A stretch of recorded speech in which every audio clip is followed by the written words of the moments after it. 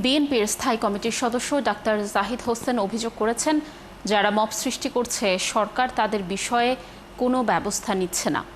আর সংকট মোকাবেলায় সবাইকে ঐক্যবদ্ধ আন্দোলনে নামার আহ্বান জানান ডক্টর কামাল হোসেন। শুক্রবার গণফোরামের প্রতিষ্ঠা বার্ষিকীর আলোচনায় এসব কথা বলেন তারা। দর্শক আরও জানাচ্ছেন মোহাম্মদুল খান অপু।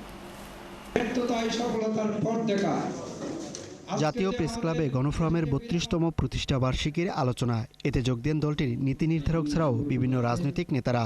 সব মানুষ তার নিজের অধিকার নিয়ে দাঁড়াবে, না দাঁড়ালে কিচ্ছু হবে না। এখানে বিএনপির স্থায়ী কমিটির সদস্য জাহিদ হোসেন বলেন, অন্তর্বর্তী সরকার যত দ্রুত নির্বাচিত সরকারের কাছে ক্ষমতা দেবে তত দ্রুত অনিশ্চয়তা কেটে যাবে। যারা আজকে আস্ফালন করছেন তারা ইতিহাস থেকে শিক্ষা নেন। উচ্ছৃঙ্খল জনতার কর্মকাণ্ড বা মবকে সামলাতে না পারা নিয়ে সরকারের সমালোচনাও করেন তিনি।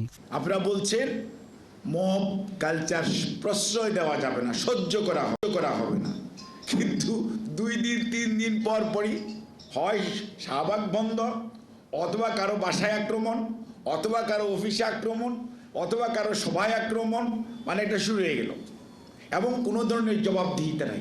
কেউ কেউ বিদ্যমান সংবিধান পাল্টাতে চান এমন অভিযোগ করে গণফোরামের ভারপ্রাপ্ত সভাপতি জানান, ঘোষিত সময়ে নির্বাচনের বিকল্প নেই। বাংলাদেশে আগামী ফেব্রুয়ারি মাসে নির্বাচন হবে। কোনো ষড়যন্ত্র, কোনো নেতিবাচকতা, কোনো দফা রফায় হবে না। আগামী দিনে বাংলাদেশে ৭২ সংবিধানের ভিত্তিতেই নির্বাচন অনুষ্ঠিত হবে। দলটির প্রতিষ্ঠাতা সভাপতি সংক্ষিপ্ত বক্তব্যে বলেন, দেশের সংকট মোকাবেলায় ঐক্যবদ্ধ আন্দোলনের কোনো বিকল্প নেই। এই যে মহা সংকটের কথা সবাই বলেছেন, আমরা হাড়ে হাড়ে উপলব্ধি করছি। এটা থেকে আমাদের মুক্ত হতে হবে। দেশকে নিয়ে এগোতে হলে এই ঐক্যর কোনো বিকল্প নাই। আসুন আমরা এখান থেকে বেরোনোর সাথে সাথে এই ঐক্যর যে আন্দোলন, সেটাকে গড়ার জন্য সব শক্তি নিয়ে নেমে যায় মাঠে। ২৪-এর গণঅভ্যুত্থানের মাধ্যমে মহান মুক্তিযুদ্ধের স্বপ্নের বাংলাদেশ বিনির্মাণে কেউ যেন বাধা সৃষ্টি করতে না পারে, সেজন্য সবাইকে সতর্ক থাকতে হবে বলেও মনে করেন ডক্টর কামাল হোসেন। আসুন আমরা মোহাম্মদুল খান অপু, ৭১, ঢাকা।